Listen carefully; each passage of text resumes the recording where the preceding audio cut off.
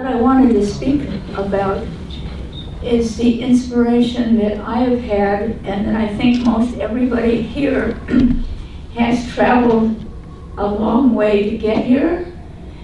And there has to be some part of you that makes you want to get up and speak and make a difference. And that's how things change. That's how things happen. And far more than you think occurs in the invisible world. That is what is very impressive for me. This happens to be the 14th book in publication in America and in English. And I have about 40 books in foreign languages all over. And somehow they get to people. Somehow, I don't know how they get to people as I get older, and I'm not out there selling the book or anything, but there's something about, if there is some inspiration in any of you, and the energy in you has to do with belief and love, because love is the only energy we have. That we give it away, we have more here. That's right. So the need really for everybody who's in activism is to use one's head and one's heart. And the heart is not anatomically there on the left side of your chest. The heart itself as the invisible place, as well as the head. The head is, and the heart, there's something about the energy that is there. And having head and heart, and standing up and speaking up, and finding the right words. Now what I found with the words that come through my books often has to be, somebody reads some part of it, bingo, and there is a quality that offers some energy to speak for it. And let me tell you, if you have the energy to speak up and have the attention of people who know that you are really speaking from your own heart, and stirred up and realize that right now we are at the beginning of who knows what. We have a new president of the United States for the second time. It's a mess right now. For most of us would agree with that. But what's happened is with the women in this universe. It's the women, really, now, that seems to be involved in making differences, meeting together. Like if you have not met together with your group of 6 or 8 for the last year, 2 years, or 30 years, you know that you have support for your own wish to make a difference, to be here when this beautiful earth that we have, with the beautiful scenery outside. If you remember when you were a Girl Scout, or if you remember when you saw the beauty and awe of this beautiful planet, that somehow we deserve to put our own energy into it, because it's about love energy. Love energy is the only energy that the more we have, the more we give away, the more there is. Every other energy there is seems limited. So if you have your head some, and you've got your heart some, then trust yourself. Trust yourself to speak up. And each of us have at some point or another a moment of courage to decide, I will speak up. I will try. And you might have to try more than once or twice or 3 times, but each time you can get your own sort of energy in your heart saying, I have a purpose here. Women are now communicating, because the generation of women have to do with left side and right side. It's harder for men and boys when they enter schools and they come in as younger boys. The bigger boys are always in charge usually, and they learn to be quiet because they're picked on. It's women that actually have more possibilities, and I hope that all of you have had more possibilities of both the left side of your brain, where you really got educated and you got an education. But what about the right side of the brain? What about the side of the brain that is not educated in the same way, but you actually hold together what you have been moved by your heart to make a difference. And then to speak from both sides. Now, what I'm finding myself is this particular year, I became 88 years old. And at this point, this book came out this month. And it came out after the company that I thought was going to publish the book. Well, they got a new publisher of the book, and they wrote me a polite letter that they are turning the book down. And then bingo, in came this other company who stepped right in and took it. And now this is the only book I have ever seen that has photographs in it all the way through. Amazing. Now, I couldn't have done that out of an intention or anything. It really had a lot to do with what about the inspirational world that is beyond that which we can try trusting and believing in, rather than that we can do it ourselves or do it with just other people. There's some energy beyond that. And this particular book is possible only because of that. I mean, that it got turned down and immediately got picked up by these other people, and then it got turned into this amazing book where it's so big.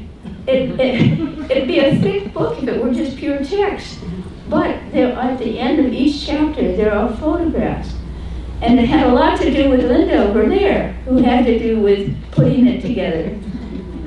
And so there is all of this, Linda Carey, that did that for us together with this topic. But it was the unexpected inspiration. Who would have thought that the book would have been only that thin, when actually it'd be that thick if it's in standard size?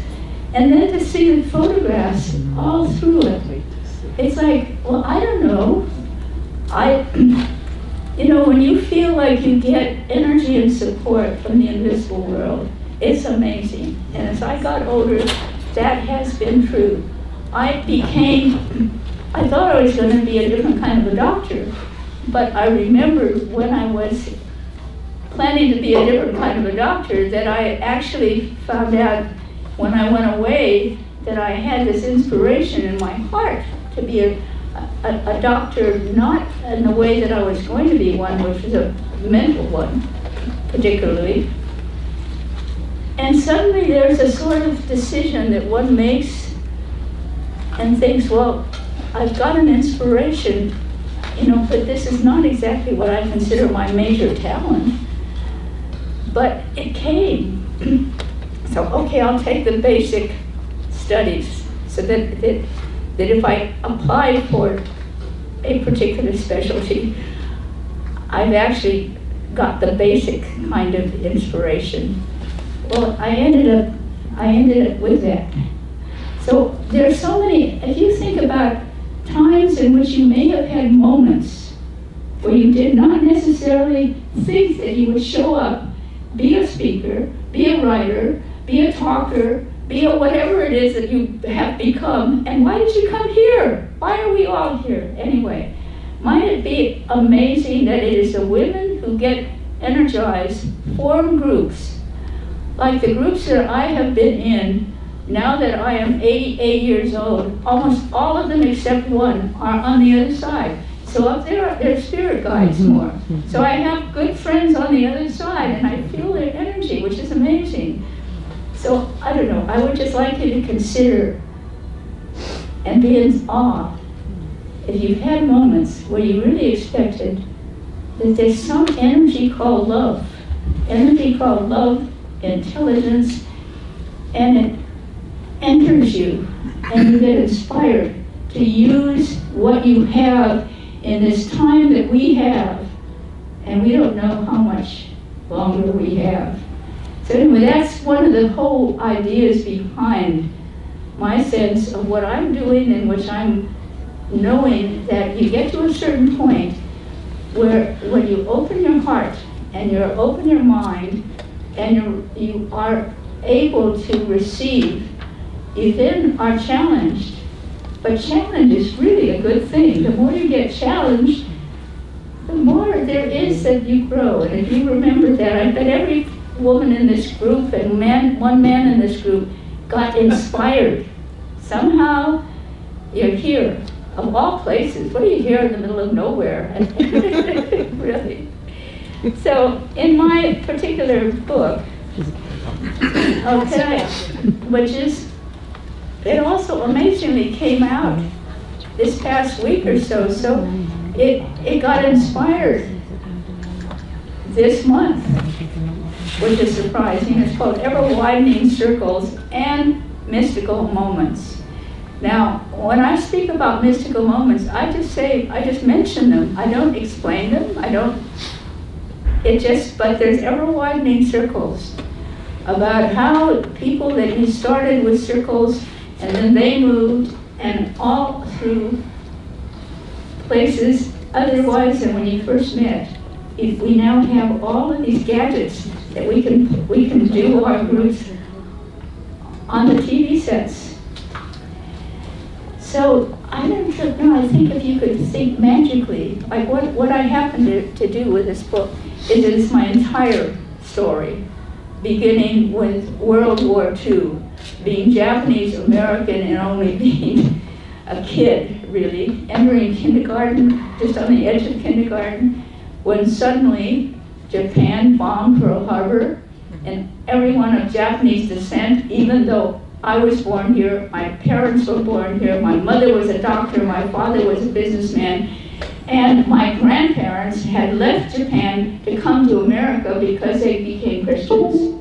And so here we all were, now the Japs, and we were going to be gathered up and brought into concentration camps. So it's interesting what happens to people along the way. So I just wanted you to know that at the beginning of the book itself, there was the intention of being an unexpected Japanese or Jap. And then suddenly we became the enemy. And suddenly the whole World War II had us going to something like 5 or 6 states, and all kinds of things happened as a result of helping people get out of camps and continuing to be Americans. And all of so it's been an interesting time. And that is what you might consider, that this is an interesting time. What are you going to do? You see, that was what happened to my family, to my choices, that when we were suddenly in a situation that things changed, then it's up to us to actually grow into what's possible. So that is the point of my book, because it's a whole story. At the very end, I still don't know that it's over yet. The last part of it says it's still not over yet. That's right. Thank you.